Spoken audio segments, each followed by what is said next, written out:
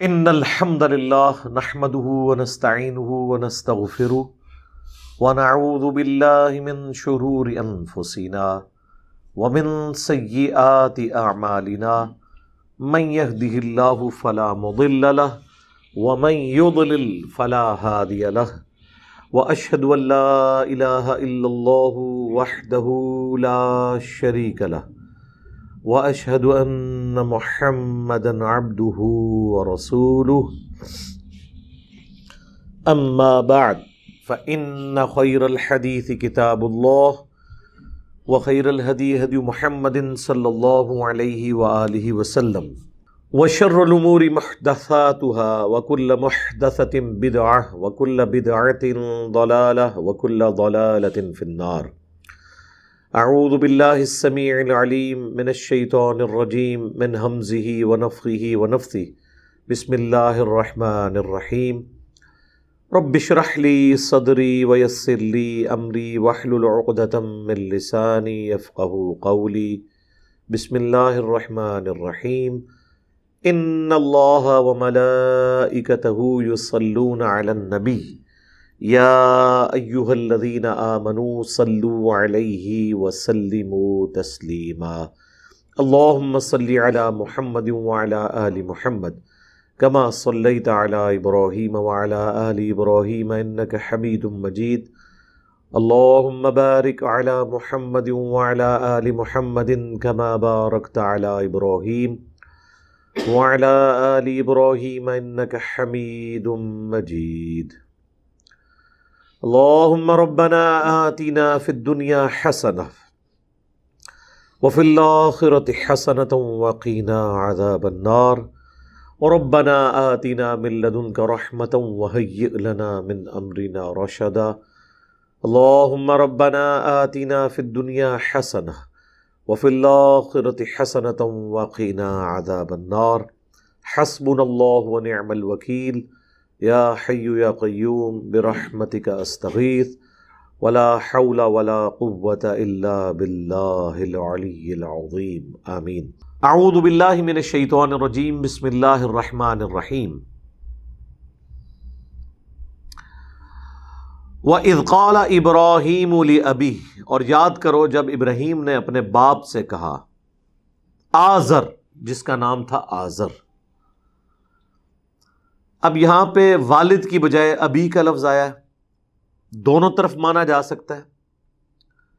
یہاں باپ سے مراد ان کے حقیقی باپ والد بھی ہو سکتے ہیں، اور باپ سے مراد چچا بھی ہو سکتا ہے.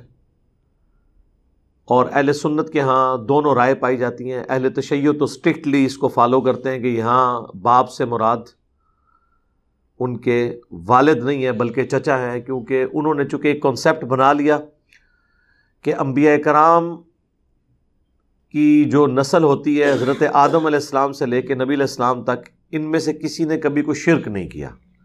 اب چونکہ انہوں نے یہ بنیاد کھڑی کر لی تو اب ہر وہ بات جو ان کے خلاف جا سکتی ہے وہ اس کی پھر تعویل کرتے ہیں. اہل سنت میں بھی بریلویوں کا یہی موقف ہے کہ جی حضرت ابراہیم کے والد جو تھے وہ بت پرست نہیں تھے، موحد تھے. یہاں ابی سے مراد چچا ہیں، اور کہتے ہیں کہ قرآن حکیم میں حضرت یوسف علیہ السلام نے اپنے باپ دادا میں صرف حضرت اسحاق کو ذکر نہیں کیا، حضرت اسماعیل کو بھی کیا. اگرچہ حضرت اسماعیل کی آپ اولاد سے نہیں تھے، حضرت اسحاق کی اولاد سے تھے. ابراہیم علیہ السلام کے دو بیٹے تھے، اسحاق اور اسماعیل. اسحاق کے آگے بیٹے تھے یعقوب، اور ان کے آگے سے بیٹے تھے یوسف. اور حضرت اسماعیل علیہ السلام جو ہیں وہ چچا یا تایا لگتے تھے رشتے میں. لیکن حضرت اسماعیل علیہ السلام سے متعلق بھی ابی کا لفظ حضرت یوسف نے استعمال کیا، جنرل سب اپنے آباء و اجداد کا ذکر کرتے ہوئے. اور المستدرک للحاکم میں ایک روایت موجود بھی ہے، بعض محدثین اس کی صحت پہ کلام کرتے ہیں، بعض اسے صحیح سمجھتے ہیں، جس میں حضرت ابراہیم کے والد کا نام تارخ آیا ہے. بعض کہتے ہیں یہ آزر کا ہی لقب تھا، بیسیکلی وہ والد ہی تھا. بس مختلف باتیں کی جاتی ہیں. یہ وہ ٹیکنیکل بحثیں ہیں چونکہ اس کے ساتھ جڑی ہوئی ہیں، اگرچہ اس کا اس کے ساتھ کوئی لینا دینا نہیں ہے، لیکن ہم لوگ انہی بحثوں میں الجھے رہتے ہیں. میرا خیال ہے مولانا اسحاق صاحب نے بڑی زبردست بات کی تھی جو قلم توڑنے والی ہے. انہوں نے فرمایا کہ اگر پیغمبر کا اپنا بیٹا کافر ہو سکتا ہے تو اس کے باپ کا کافر ہونا کوئی مسئلہ نہیں ہے، کیونکہ جو اس کا اپنا بیٹا ہے وہ تو اس کا اپنا ٹکڑا ہے نا. حضرت نوح علیہ السلام کا بیٹا کافر تھا، قرآن میں آیا، تو وہ تو حضرت نوح کے جسم کا حصہ تھا نا. اگر وہ کافر نکل آیا تو نوح علیہ السلام کا اگر باپ یا حضرت ابراہیم کا باپ کافر ہوتا ہے تو اس سے کوئی فرق نہیں پڑتا. یہ کوئی اتنی بحث نہیں کہ اسے بنایا جائے. تو چلے ہم محتاط ترجمہ کر لیتے ہیں، باپ ہی رہنے دیتے ہیں، اس کا ترجمہ ہم والد کی بجائے باپ کر دیتے ہیں، اور ظاہر ہے ابھی کا ترجمہ باپ ہی ہوگا. اور یاد کرو جب ابراہیم نے اپنے باپ آزر سے کہا اتتخذ اصناما آلہہ، کیا تم بتوں کو خدا بنائے بیٹھے ہو؟ انی اراک وقومک فی ضلال مبین، میں تو دیکھتا ہوں کہ تم اور تمہاری ساری قوم کھلی گمراہی میں. کتنا میٹھا میٹھا انداز ہے. ہمیں لوگ کہتے ہیں جناب پازیٹیولی باتیں کریں. سٹارٹ ہی تھے ہو رہا ہے ابا جی تسی بھی گمراہ، تہاڈی پوری قوم گمراہ، تہاڈے سارے بزرگ گمراہ، سارا کچھ بھی چاہے نا. وہ تو سورہ انبیاء میں جہاں وہ بت توڑنے کا ذکر ہے وہاں تو واضح الفاظ ہیں، انتم وآباؤکم فی ضلال مبین، تم بھی، تمہارے سارے بزرگ، تمہارے باؤ اجداد سب کھلی گمراہی میں تھے.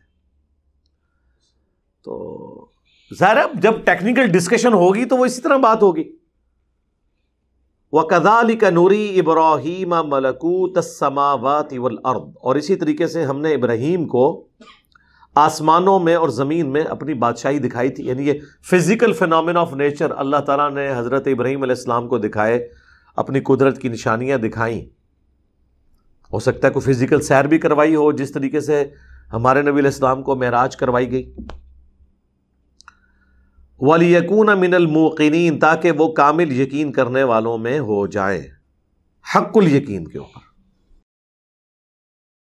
فَلَمَّا جَنَّ عَلَيْهِ اللَّيْلُ، جب رات چھا گئی، رَآ كَوْكَبًا، تو انہوں نے ستارے کی طرف دیکھا، ایک ستارہ جو یعنی ایک ڈومیننٹ ستارہ تھا اس کی طرف دیکھا. قَالَ هَذَا رَبِّي، تو بولے یہ ہے میرا رب.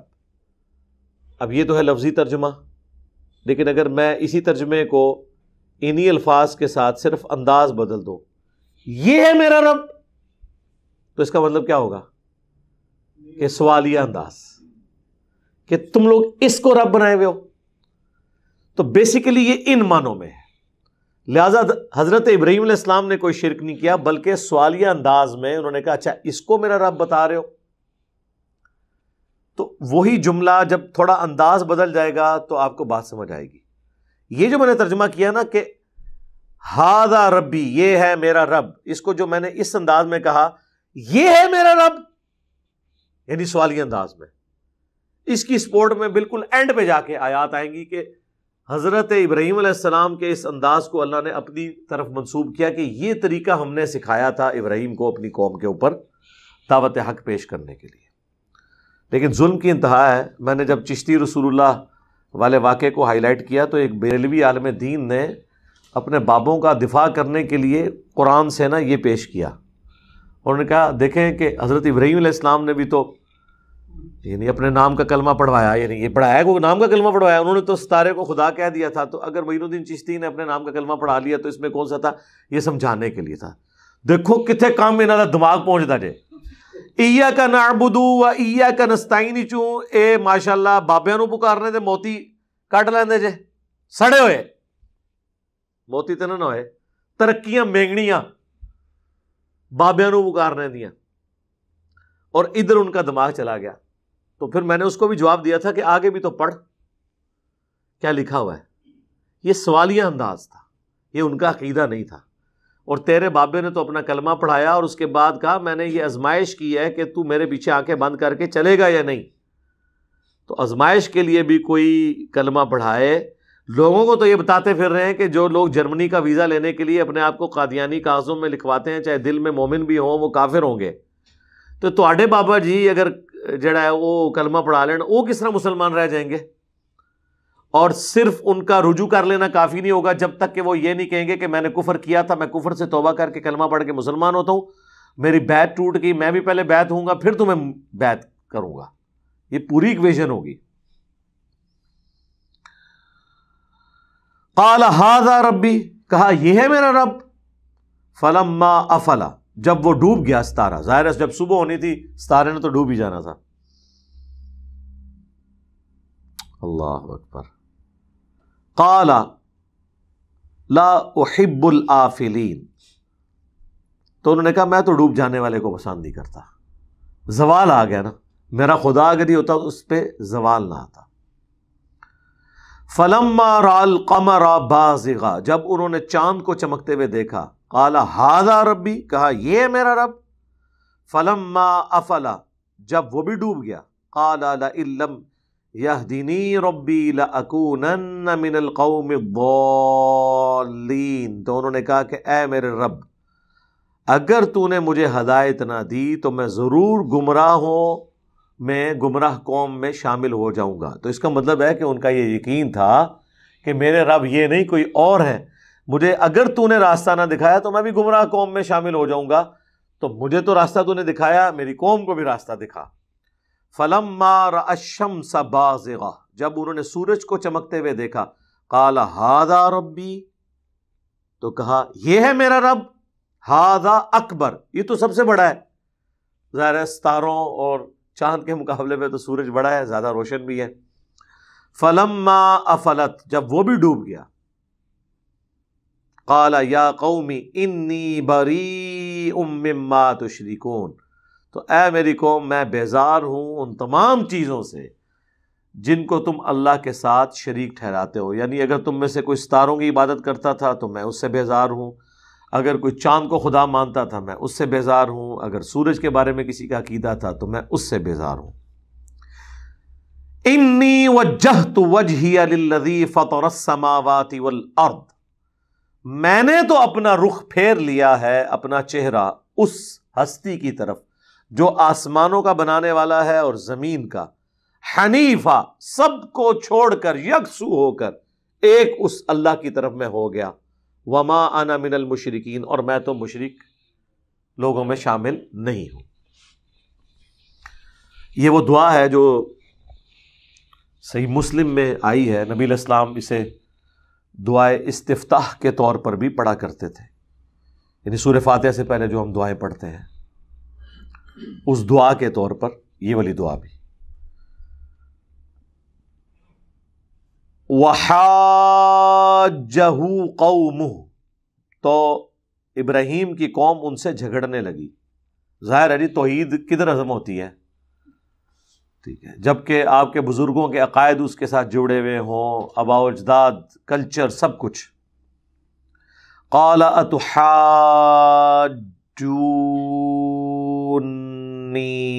فی اللہ، تو ابراہیم نے کہا کیا تم مجھ سے اللہ کے بارے میں جھگڑا کر رہے ہو؟ وقد ہدان، جبکہ اس نے مجھے تو ہدایت دی ہوئی ہے، مجھے تو پتہ چل گیا ہے کہ اللہ حق ہے، اللہ ہی معبود ہے.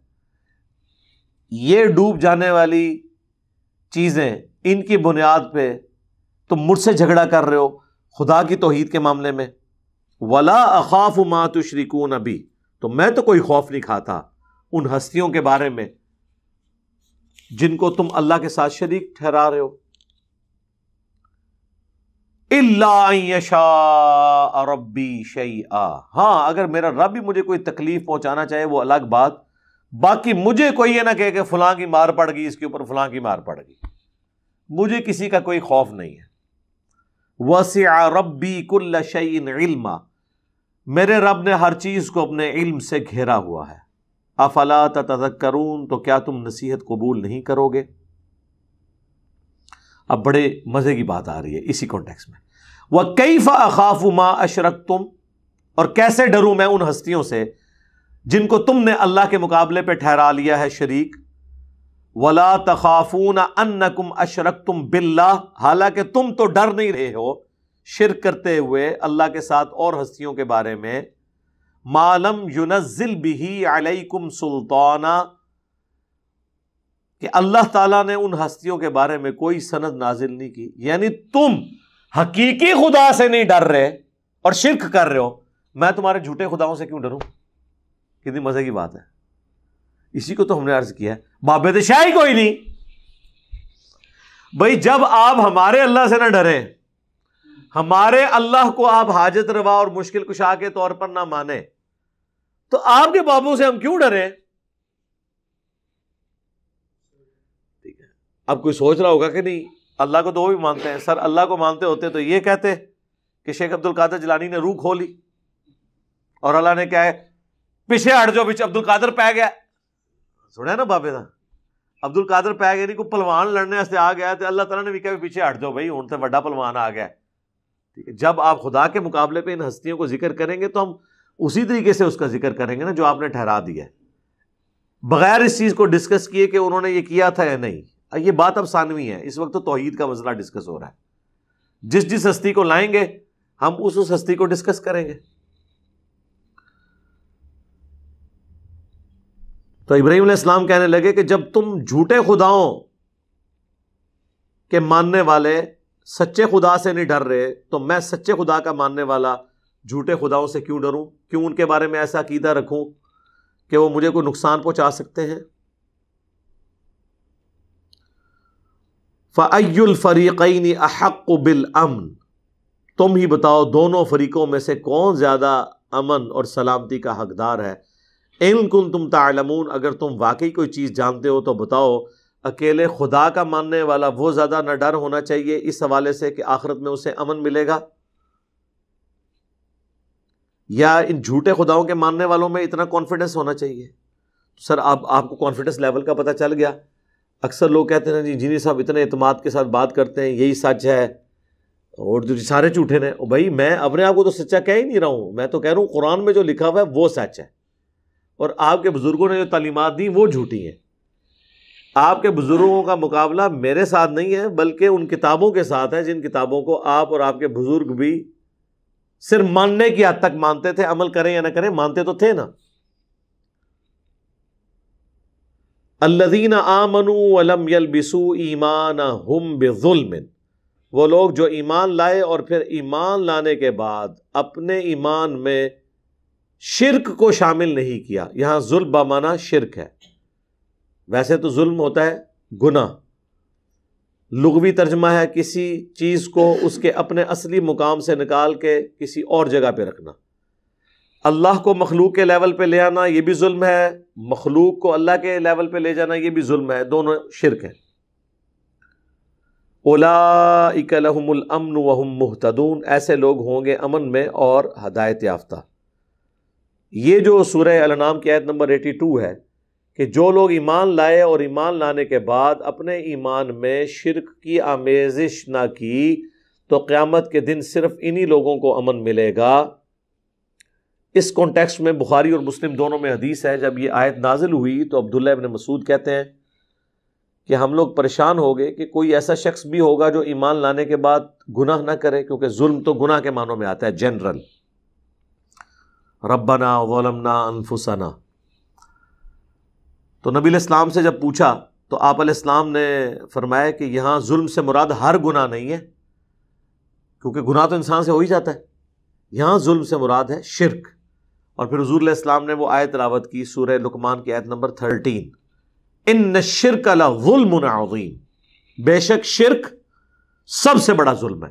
تو آپ نے فرمایا یہاں پر ظلم سے مراد ہے شرک، کہ جو لوگ ایمان لائے ایمان لانے کے بعد انہوں نے کوئی گناہ نہ کیا، اور گناہ سے مراد بڑا گناہ یعنی شرک، تو انہیں امن قیامت کے دن مل جائے گا اور وہ ہدایت یافتہ ہوں گے. یہ آیت بھی اس چیز کا ثبوت ہے کہ کوئی شخص مومن ہوتے ہوئے بھی مشرک ہو سکتا ہے. یہ جو آپ کو بریلوی اور اہل تشیع کہانیاں کراتے ہیں نا کہ جی یہ کیا بات کرتے ہیں جی کلمہ گو مشرک، کلمہ گو مشرک، جی کلمہ گو کیسے مشرک ہو سکتا ہے؟ جی ہو سکتا ہے، قرآن میں لکھا ہوا ہے جو ایمان لائے اور اپنے ایمان کے ساتھ شرک کی آمیزش نہ کی. وہ پھر ایمان کیوں لے کے آئے تھے؟ ایمان لانے کے ساتھ شرک کو شامل نہیں کیا.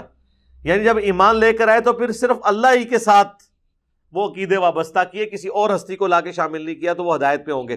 تو یہ قرآن میں بھی لکھا ہوا ہے شرک ختم نہیں ہوا۔ اگر شرک ختم ہو چکا ہوتا تو قرآن میں یہ بات تو نہ ہوتی۔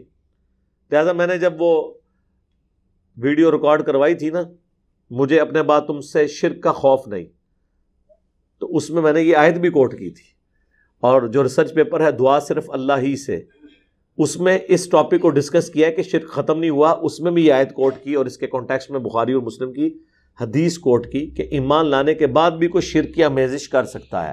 اور خود نبی علیہ السلام کہہ رہے ہیں کہ یہاں ایمان لانے کے بعد عام گناہ کرنا مراد نہیں ہے، ایمان لانے کے بعد شرک بھی مراد ہے۔ سورہ یوسف میں بھی آیا کہ اکثر لوگ اللہ پر ایمان اس حال میں لا رہے ہیں کہ وہ ساتھ شرک بھی کر رہے ہوتے ہیں۔ ایون مشرکین عرب اللہ کو تو مانتے تھے لیکن ساتھ شرک بھی کرتے تھے۔ قرآن میں کئی جگہ آیا کہ ان سے پوچھو زمین و آسمان کس نے بنائے، وہ کہیں گے اللہ نے۔ سورۃ المومنون میں تو تفصیل کے ساتھ ایک ایک چیز پوچھی گئی، تو پھر اینڈ پہ اللہ نے کہا کہ جب تم مانتے ہو کہ یہ سب کچھ اللہ نے بنایا تو پھر اللہ کے ساتھ اور ہستیوں کو شریک کیوں ٹھہرا رہے ہو؟ تو اللہ کو وہ مانتے تھے، لیکن بتوں کو وہ کہتے تھے یہ اللہ کی بیٹیاں ہیں، یہ چھوٹے آلہہ ہیں، ان کے ذمے اللہ نے کام کیے ہوئے ہیں، جس کی بگڑی ہوئی شکل مسلمانوں کے ہاں بھی موجود ہے۔ اگرچہ ایک فرق ہے کہ مسلمان آلہہ کہہ کے نہیں ان بزرگوں کو مانتے، اللہ کا بندہ کہہ کے مانتے ہیں، لیکن عقیدے صرف وہ سارے کے سارے وہی والے ہیں کہ دنیا کا نظام بزرگ چلا رہے ہیں، اللہ نے ڈیوٹیاں لگائی ہوئی ہیں۔ جب ہم کہتے ہیں یہ اللہ کے کام ہے، وہ کہتے ہیں نہیں ہم بندے مان رہے ہیں۔ تو صرف بندہ مان لینا تو کافی نہیں ہے، ان چیزوں کی بھی نفی کرنی ہوگی۔ تو یہ آیت اس بات کا ثبوت ہے کہ شرک ختم نہیں ہوا، ایمان لانے کے بعد بھی کوئی کلمہ گو مشرک ہو سکتا ہے۔ باقی جس کو تفصیل چاہیے تو وہ میری تفصیلی ویڈیو ہے، مجھے اپنے بعد تم سے شرک کا خوف نہیں، بخاری مسلم کی حدیث، اس کی تفصیل میں نے ساری احادیث بیان کی تھی اور کئی ایک مثالیں دی تھیں، اس آیت کو بھی ڈسکس کیا تھا۔ اب وہ آیت آ گئی ہے جو میں نے کہا تھا کہ یہ ثبوت ہے کہ حضرت ابراہیم کا یہ انداز سوالیہ تھا۔ وَتِلْكَ حُجَّتُنَا آتَيْنَاهَا إِبْرَاهِيمَ عَلَىٰ قَوْمِهِ، یہ وہ حجت کرنے کا طریقہ تھا، دلیل پیش کرنے کا طریقہ تھا جو ہم نے عطا کیا تھا ابراہیم علیہ السلام کو ان کی قوم کے اوپر۔ یعنی یہ سوالیہ انداز میں پوچھنا کہ جی یہ تو ڈوب گئے، ڈوبنے والوں کو ہم نہیں مانتے، سورج ڈوب گیا تو یہ خدا نہیں ہو سکتا، چاند کی روشنی بھی ختم ہوگی صبح کے وقت، یہ خدا نہیں ہو سکتا، ستارے بھی ڈوب گئے دن کے وقت، یہ خدا نہیں ہو سکتے۔ تو یہ جو ہر ایک کے ساتھ کہ یہ ہے میرا رب، تو وہ ترجمہ ہم نے اس لیے کیا تھا اس آیت کی وجہ سے کہ یہ سوالیہ انداز تھا سمجھانے کے لیے، ان کے دماغ کھولنے کے لیے۔ نرفع درجات من نشاء، ہم بلند کر دیتے ہیں جس کے لیے چاہتے ہیں اس کے درجے۔ ان ربک حکیم علیم، بے شک تمہارا رب حکمت والا ہے اور علم والا ہے۔ اب آیت نمبر 84 سے آنورڈ 18 انبیاء اکرام کا ذکر بائی نیم ہوا ہے۔ قرآن حکیم میں انبیاء کے ناموں کا یہ سب سے بڑا گلدستہ ہے، بائی نیم 18 انبیاء اکرام کا ذکر۔ حضرت ابراہیم علیہ السلام کو بھی بیچ میں شامل کر لیں، جو پیچھے سے بات سٹارٹ ہوئی ہے، تو 19 ہو گئے، اور اینڈ پہ جا کے اللہ نے پھر کانٹے کی بات کی ہے اس لیول پہ اتر کے کہ یہ سارے انبیاء بھی اگر شرک کرتے ہوتے نا تو ہم ان کے اعمال بھی برباد کر دیتے، ناموں کے ساتھ ذکر کیا۔ اگر انبیاء کے بارے میں یہ بات ہو رہی ہے کہ وہ بھی شرک کرتے ہوتے تو ان کے اعمال بھی برباد کر دیے جاتے، تو بابے تو شاہی کوئی نہیں۔ میٹھے انداز میں اب ذرا زور سے نہیں بول رہا، سنیں۔ وَوَهَبْنَا لَهُ إِسْحَاقَ، اور ہم نے ابراہیم کو اسحاق عطا کیے، وَيَعْقُوب، اور آگے اسحاق کا بیٹا یعقوب، كُلًّا هَدَيْنَا، ہم نے سب کو ہدایت دی تھی، وَنُوحًا هَدَيْنَا مِن قبل، اور اس سے پہلے نوح علیہ السلام بھی گزرے، وہ بھی اللہ کی طرف سے ہدایت پر تھے، وَمِن ذُرِّيَّتِهِ، اور نوح کی ہی اولاد میں داود علیہ السلام، و سلیمان و ایوب، اور سلیمان اور ایوب، و یوسف و موسیٰ، اور یوسف اور موسیٰ، و ہارون، اور ہارون علیہ السلام۔ اچھا اب یہ ترتیب نہیں ذکر ہوئی اس میں، یہ ذہن میں رکھیے گا۔ اس طریقے سے اگر آپ مطلب وہ دیکھیں نا، حضرت اسحاق کا ذکر پہلے آیا ہے، نوح علیہ السلام کا ذکر بعد میں آیا ہے، اس طریقے سے باقی انبیاء کرام کا بھی۔ حضرت داؤد اور سلمان کا ذکر پہلے آ گیا، یوسف علیہ السلام کا بعد میں آیا، حالانکہ یوسف علیہ السلام زمانی ترتیب میں پہلے ہیں۔ وَكَذَلِكَ نَجْزِي الْمُحْسِنِينَ، اور اسی طریقے سے ہم بدلہ دیتے ہیں، جزا دیتے ہیں نیکوکاروں کو۔ وزکریا، اور زکریا علیہ السلام، ویحییٰ، اور یحییٰ ان کے بیٹے جو تھے، وعیسیٰ و الیاس، اور عیسیٰ اور الیاس، کل من الصالحین، یہ سب اللہ کے نیکوکار بندوں میں شامل تھے۔ واسماعیل، اور اسماعیل علیہ السلام، والیسع، اور یسع، ویونس ولوطا، اور یونس علیہ السلام اور لوط علیہ السلام۔ وَكُلًّا فَضَّلْنَا عَلَى الْعَالَمِينَ، اور ہم نے سب کو جہان والوں پر فضیلت دی تھی، یعنی اپنے اپنے زمانے میں یہ اللہ کے چوزن پیپل تھے، چنے ہوئے بندے تھے، سارے جہان والوں پر اللہ نے ان کو اپنے زمانے میں فضیلت دی تھی۔ وَمِنْ آبائِهِمْ، اور ان کے باپ دادا بھی، وَذُرِّيَّاتِهِمْ، اور ان کی اولاد بھی، وَإِخْوَانِهِمْ، اور ان کے بھائی بھی، وَاجْتَبَيْنَاهُمْ، اور ہم نے چن لیا ان کو، وَهَدَيْنَاهُمْ، اور ہدایت دی ہم نے ان کو، الی صراط مستقیم، سیدھے راستے کی طرف۔ ذالک ھدی اللہ یہدی بہ من یشاء من عبادہ، یہ وہ ہدایت ہے جس کی طرف اللہ تعالیٰ رہنمائی کرتا ہے اپنے بندوں میں سے جس کو چاہے۔ وَلَوْ أَشْرَكُوا، اگر یہ بھی شرک کرتے ہوتے، لَحَبِطَ عَنْهُمْ مَا كَانُوا يَعْمَلُونَ، تو ان کے بھی وہ اعمال برباد ہو جاتے جو انہوں نے دنیا میں کیے تھے۔ اب یہ بات سمجھانے کے لیے کہ شرک is the most sensitive issue in the sight of Allah. سورہ الزمر میں تو نبی علیہ السلام کے بارے میں آیا، وَلَقَدْ أُوحِيَ إِلَيْكَ وَإِلَى الَّذِينَ مِن قَبْلِكَ لَئِنْ أَشْرَكْتَ لَيَحْبَطَنَّ عَمَلُكَ وَلَتَكُونَنَّ مِنَ الْخَاسِرِينَ۔ اے نبی تم فرماؤ میری طرف بھی، مجھ سے پہلے سارے انبیاء کی طرف ایک کانٹے کی بات وہی ہوئی کہ اگر تم نے بھی شرک کیا تو تمہارے بھی اعمال برباد کر دیے جائیں گے اور تم خسارہ پانے والوں میں سے ہو جاؤ گے۔ اگرچہ انبیاء نے شرک نہیں کیا، لیکن انبیاء کرام کو سینٹرڈ کر کے ان کی قوموں تک یہ بات پہنچائی جاتی تھی تاکہ یہ پتہ چلے کہ انبیاء نے بھی اسی طریقے سے خدا کو فالو کرنا ہے جس نے تم نے کرنا ہے، تاکہ انبیاء کو کوئی خدا نہ مان لے۔ یہ ہے اس کے پیچھے حکمت۔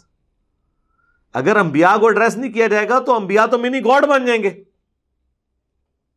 اور اس مضمون کو دیکھیں اللہ تعالیٰ نے کتنے کھلے ہوئے انداز میں سورہ آل عمران کے اندر بیان کیا ہے۔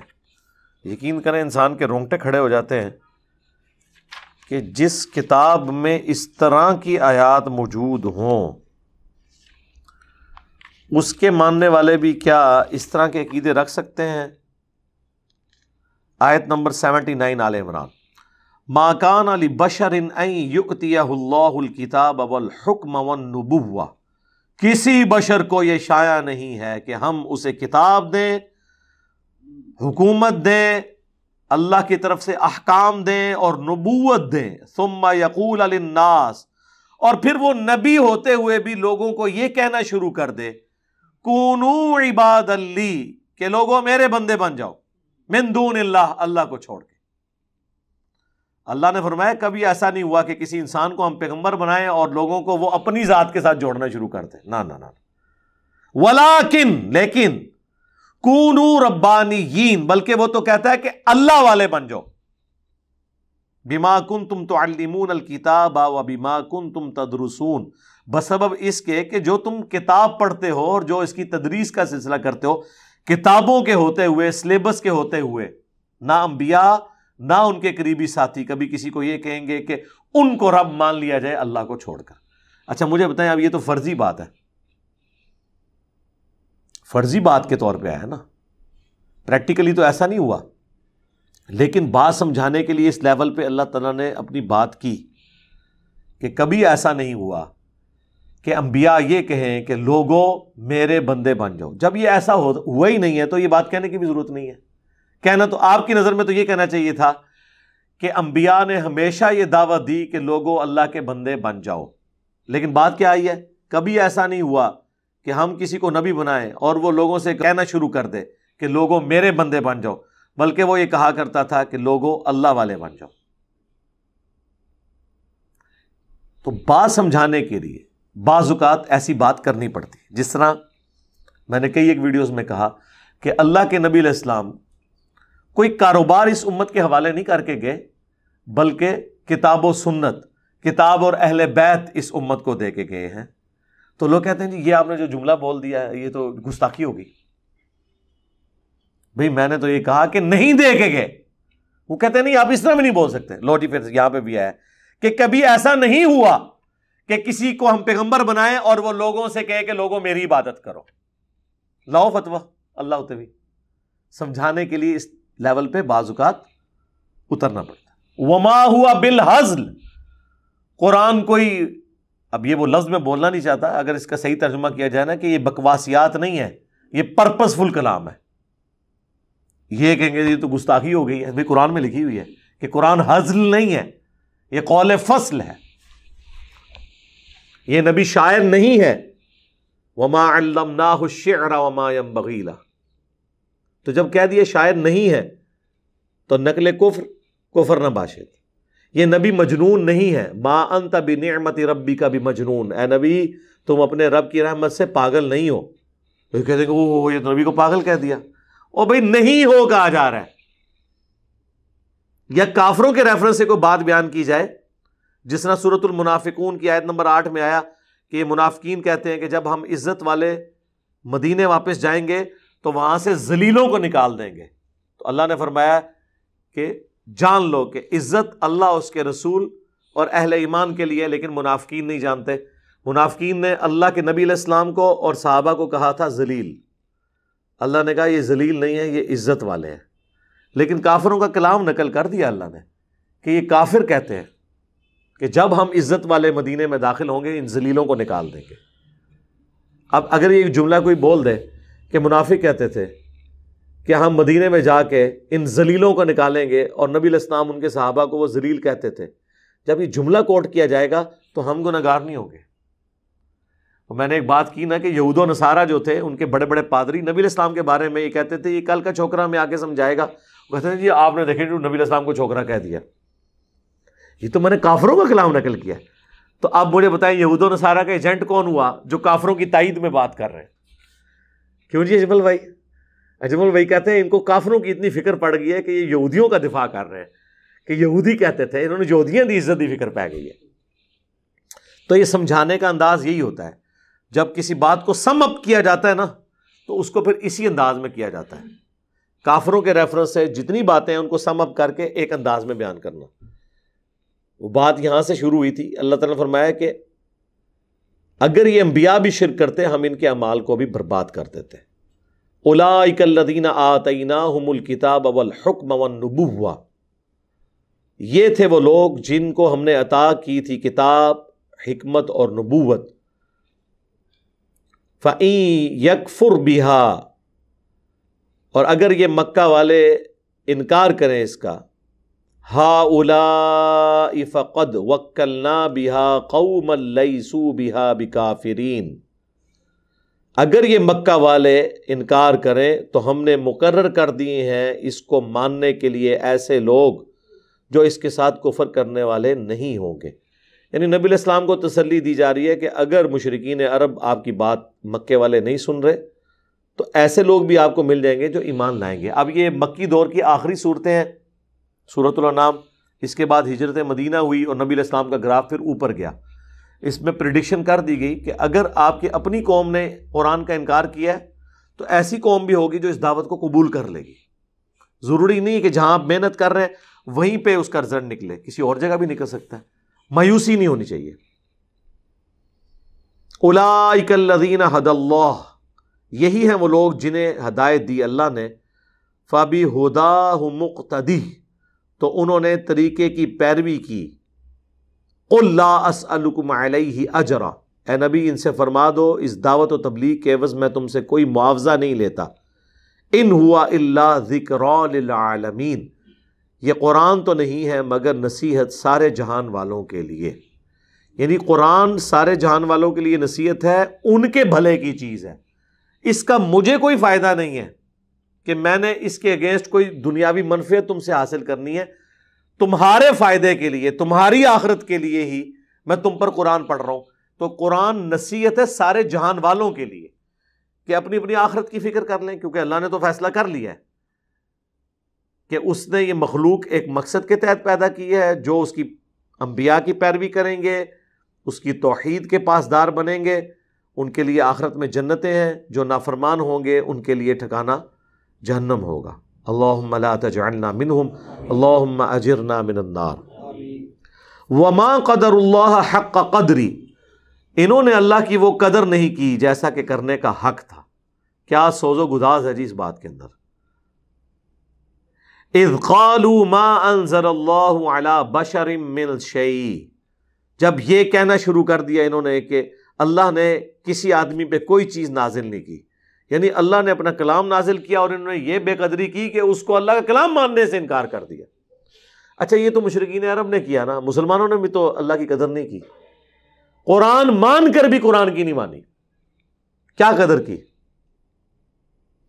جو واضح عقائد قرآن میں آئے ہوئے تھے ان سے انہوں نے بالکل انحراف کیا، صرف اس وجہ سے کہ ان کے بزرگوں نے جو باطل تعویلات کی تھی ان کو بچانے کی خاطر۔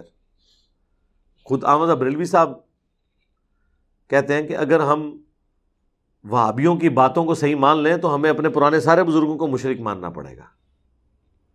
تو یار اگر مان لو تو آپ کی آخرت تو بچ رہی ہے خدا کے لیے۔ یہ اسی طریقے سے ہے کہ اکرمہ یہ کہنا شروع کر دیتا کہ اگر میں کلمہ پڑھ لیا تو مجھے ابو جہل کو کافر اور مشرک اور جہنمی ماننا پڑ جائے گا۔ دین واٹ یار، تو بچنا،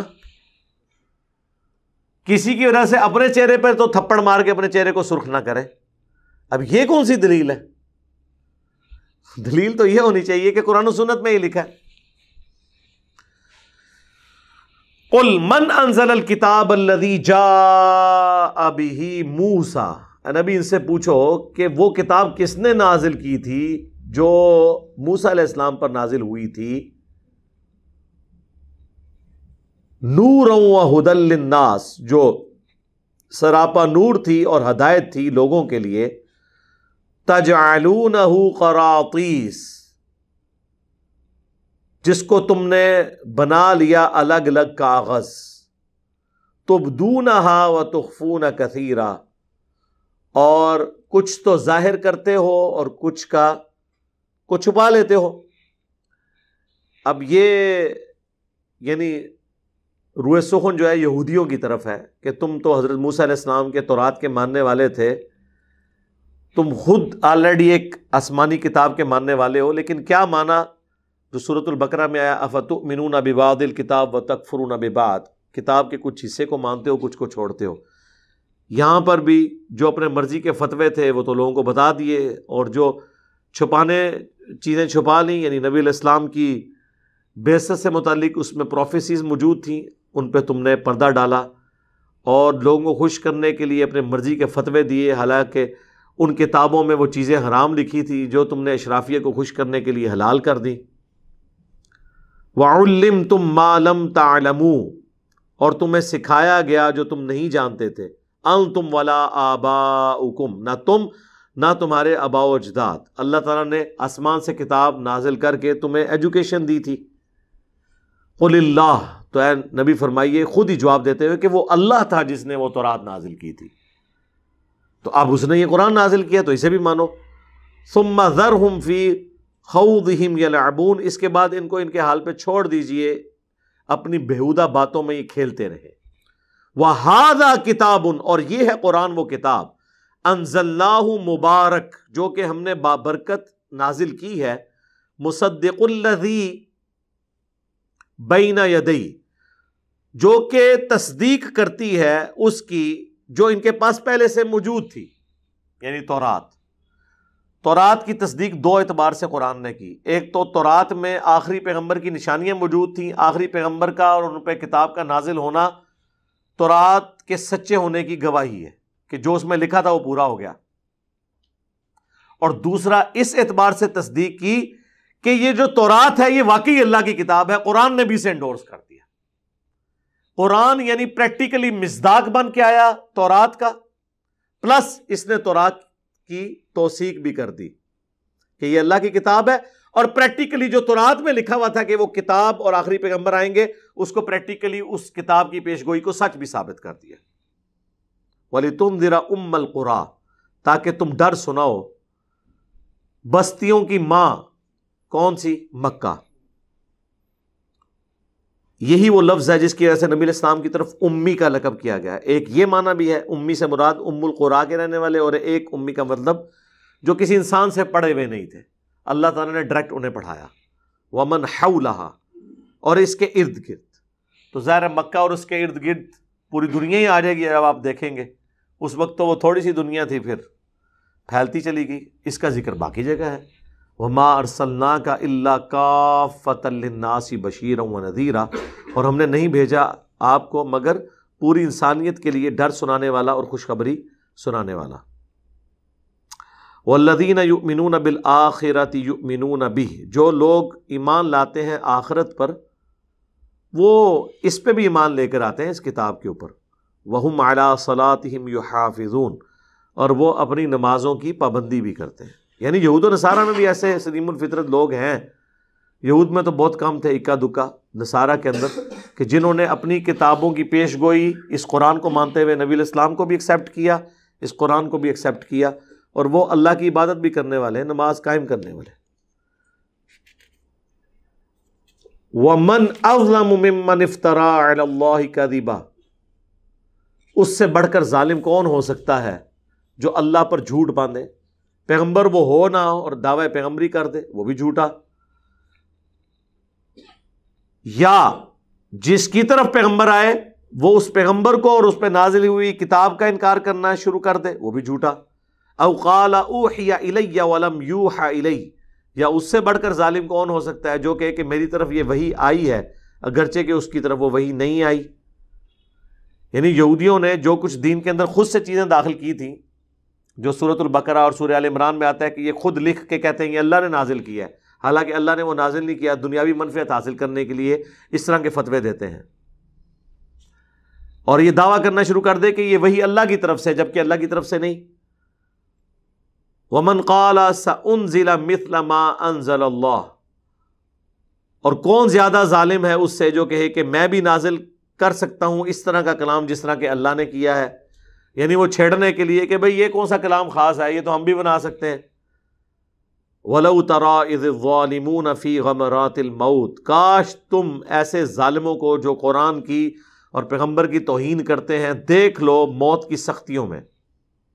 وَالْمَلَائِكَةُ بَاسِطُو أَيْدِيهِمْ، اور فرشتے ان کی طرف ہاتھ بڑھا رہے ہوتے ہیں ان کے روح کو قبض کرنے کے لیے۔ اخرجوا انفسکم، نکالو اپنی جانیں آج۔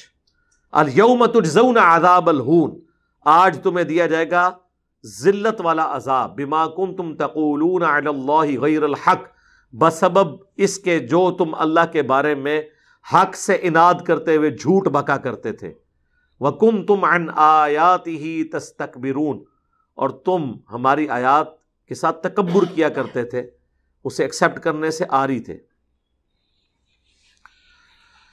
یہ آیت بھی ثبوت ہے عذاب قبر کا اس حوالے سے کہ جو لوگ یہ کہتے ہیں کہ آخرت سے پہلے عذاب نہیں ہو سکتا، تو ان کے لیے یہ پھکی ہے الزامی جواب کے طور پر کہ عذاب کا سلسلہ تو موت کے وقت ہی شروع ہو گیا ہے۔ ایک تو ان کی روح قبض کی جا رہی ہے، اور ساتھ انہیں کہا جا رہا ہے اب آ جاؤ اس عذاب کی طرف۔ اور سورہ النساء میں تو ہے کہ منہ اور پیٹھوں پہ ہتھوڑے بھی مارتے ہیں فرشتے ان کی۔ تو عذاب کی 4 قسطیں ہیں، دنیا کی زندگی میں جو سورہ سجدہ میں ہے کہ ہم دنیا میں انہیں عذاب دیں گے تاکہ ہماری طرف پلٹ آئیں، جو تکلیف آتی ہے، دوسری موت کے وقت، تیسری قبر میں، اور چوتھی آخرت میں جو بڑا عذاب ہونے والا ہے۔ اللہم انا نعوذ بک من عذاب جہنم ومن عذاب القبر ومن فتنة المحیا والممات ومن شر فتنة المسیح الدجال، آمین۔ یہ ساری چیزوں کے شر سے اس دعا کے اندر پناہ مانگی گئی ہے جو بخاری مسلم میں نبی علیہ السلام کی دعا ہے تشہد کے اندر. اور تم اللہ کی آیات کے ساتھ تکبر کیا کرتے تھے. اس کی ایکسپلینیشن وہ صحیح مسلم کی حدیث ہے. کسی نے نبی علیہ السلام سے پوچھا جب آپ علیہ السلام نے فرمایا کہ جس کے دل میں رائی کے دانے کے برابر بھی تکبر ہوا تو وہ جنت میں نہیں جائے گا. صحابہ نے کہا یا رسول اللہ بعض اوقات ہماری خواہش ہوتی ہے کہ ہمارا لباس اچھا ہو, ہماری جوتیاں اچھی ہوں, کیا اس طرح بن ٹھن کے رہنا یہ بھی تکبر ہے؟ تو آپ نے فرمایا کہ اللہ بھی خوبصورت ہے, خوبصورتی کو پسند فرماتا ہے. تکبر یہ نہیں کہ تم اچھا لباس پہنو, بلکہ تکبر یہ ہے کہ تم حق بات سے اناد کرو اور دوسروں کو حقیر سمجھو. یعنی جب دل گواہی دے دے یہ بات سچی ہے اور پھر اس کو قبول نہ کرو تو اصل متکبر وہ ہے جو قرآن اور سنت کے دلائل کے باوجود اپنے آباء و اجداد کے نظریات چھوڑنے کے لیے تیار نہیں ہے. یہاں پہ بھی دیکھیں یہ لفظ آیا کہ تم اللہ کی آیات سے تکبر کرتے تھے. کیا تکبر کرتے تھے؟ کہ اللہ نے آیت نازل کی تم ماننے سے انکاری ہو گئے, تو گویا تم نے تکبر کیا, اکڑ دکھائی. آج بھی جب کسی مسلمان کو کہا جائے قرآن میں یہ لکھا ہے, حدیث میں یہ لکھا ہے, اور آگے سے وہ کہتا نہیں اسی تو کرتے رہے ہیں شروع تو, ہمارے بزرگ تو یہ عقیدہ رکھتے تھے, تو وہ تکبر کر رہا ہے. آیت اور حدیث پیش کرنے والے کے ساتھ تکبر نہیں کر رہا بلکہ قرآن اور سنت کے ساتھ کر رہا ہے, کیونکہ وہ جو سامنے پیش کرنے والا ہے وہ تو ڈاکیا ہے. وَلَقَدْ جِئْتُمُونَا فُرَادًا, بے شک آج تم ہمارے پاس اکیلے آ گئے ہو نا.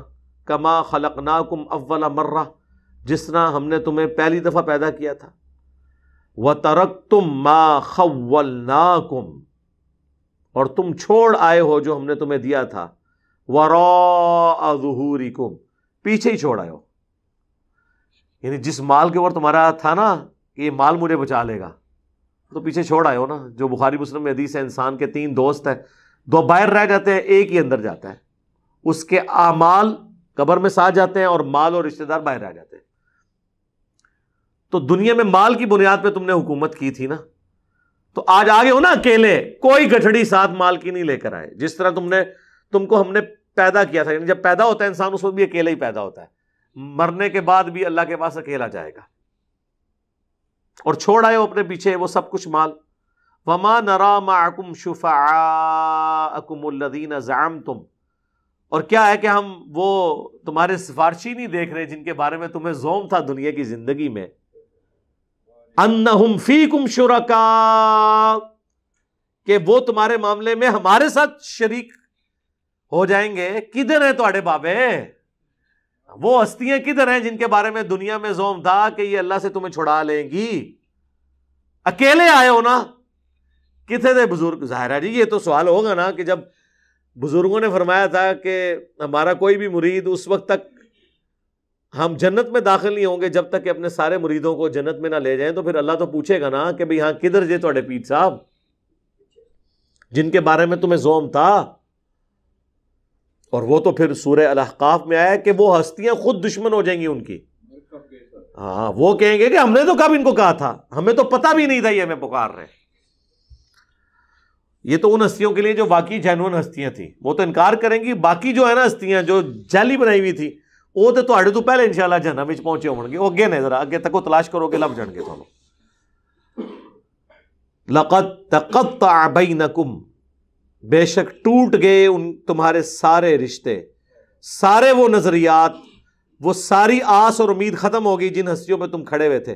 وَضَلَّ عَنْكُمْ مَا كُنْتُمْ تَزْعُمُونَ, اور تمہارے ہاتھوں سے جاتی رہی وہ تمام باتیں جو تم دنیا میں دعویٰ کیا کرتے تھے. اس کو وہ اردو میں کہا جاتا ہے ہاتھوں کے طوطے اڑ جانا.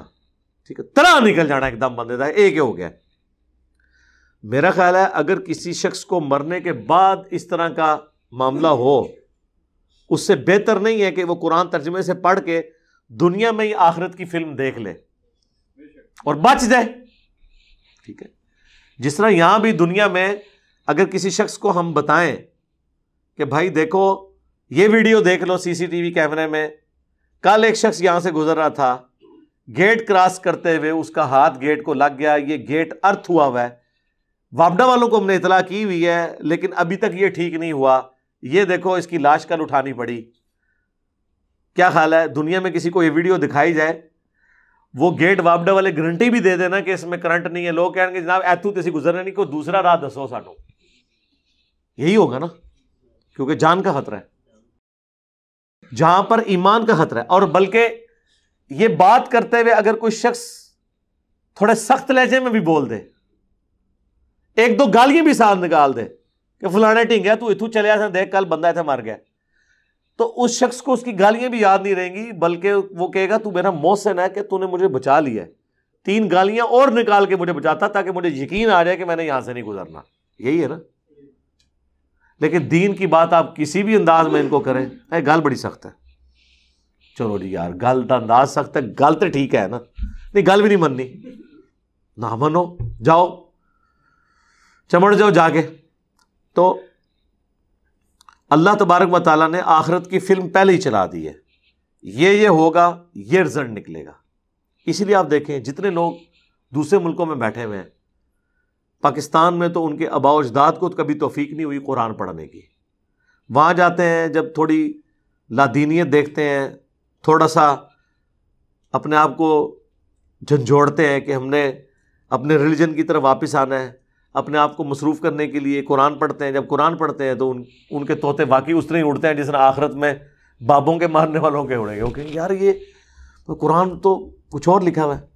ہمارے ایک قریبی دوست آفس کے، ان کے چچا یہ ماموں لگتے تھے، تو ان کو ہارٹ اٹیک ہوا، ایک بار ہوا، خود ڈاکٹر تھے، 2 بار ہوا، پھر ڈاکٹرز نے کہا کہ جناب اب تیسری دفعہ ہو تو تسی ایکسپائر ہو جانا ہے۔ اب جب کسی کو بتایا جائے کہ بھئی کام تہاڈا نیڑے ہے، تیاری کر لو، اور پھر ڈاکٹر بھی ہو، وہ اس چیز کو سمجھتا بھی ہو۔ یہ میں 2006-07 کی بات کر رہا ہوں۔ وہ جی انہوں نے قرآن جو ہے نا ترجمے سے پڑھنا شروع کر دیا، سوری خالو تھے، وہ ماموں نہیں تھے، خالو تھے۔ قرآن ترجمے سے پڑھا، احمد صاحب بریلوی صاحب کا ترجمہ، بریلوی تھے تو ظاہر ہے انہوں نے مرنے سے پہلے بریلویت کی تیاری کرنی تھی نا، ظاہر ہے، کیونکہ محلے کی مسجد بریلویوں کی تھی۔ یہ ہوتی ہے ہماری تحقیق۔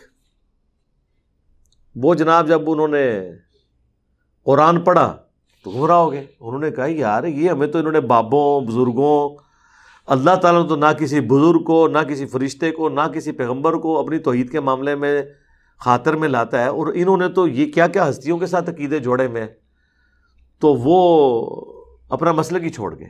جو میں نے اکثر کہا ہے کہ اگر کوئی شخص اپنے فرقے کا بھی قرآن کا ترجمہ ایمانداری سے پڑھ لینا تو اللہ تعالیٰ اسے ہدایت دے دے گا، یہ اللہ کا وعدہ ہے، والذین جاہدوا فینا لنہدینہم سبلنا۔ بلکہ ایون وہ قرآن پڑھتے ہوئے اسے یہ بھی پتہ چل جائے گا، تھوڑی سی اپنی عقل استعمال کرے کہ قرآن میں تو یہ لکھا تھا، تو یہ میرے مولوی نے اس کی جو یہ تشریح کی ہے یہ تو اس میں بیٹھتی نہیں ہے۔ اگر اس نے اپنی عقل استعمال کی، اور اگر عقل استعمال نہ کی، اس کبوتر کی مانند جو بلی کو دیکھ کے آنکھیں بند کر لے، بلی نے پھر بھی گردن مروڑنی ہے، آنکھیں بند کرنے سے بلی غائب نہیں ہو سکتی، اس طرح آنکھیں بند کرنے سے قرآن و سنت کے جو نظریات ہیں وہ غائب نہیں ہوں گے، اور آپ کے بزرگوں کے بتائے ہوئے عقیدے وہ جسٹیفائی نہیں ہوں گے۔ تو اس سے پہلے کہ آخرت میں ہوائیاں اڑ جائیں، جو اللہ تعالیٰ نے بیان کیا کہ اڑ جائیں گی ان کی ہوائیاں، اس سے پہلے آخرت کی تیاری کر لیں۔ اللہ تعالیٰ سے دعا ہے جو حق بات میں نے کہی ہمارے دلوں میں راسخ فرمائے، اگر جذبات میں میرے منہ سے کوئی غلط بات نکل گئی تو اللہ تعالیٰ ہمارے دلوں سے دھو ڈالے اور ہمیں معاف بھی کر دے، ہمیں کتاب و سنت کی تعلیمات پر عمل کر کے دوسرے بھائیوں تک پہنچانے کی توفیق عطا فرمائے۔ سبحانک اللہم و بحمدک، اشہد ان لا الہ الا انت، استغفرک و اتوب الیک، وما علینا الا البلاغ المبین۔ جزاکم اللہ خیرا، آمین۔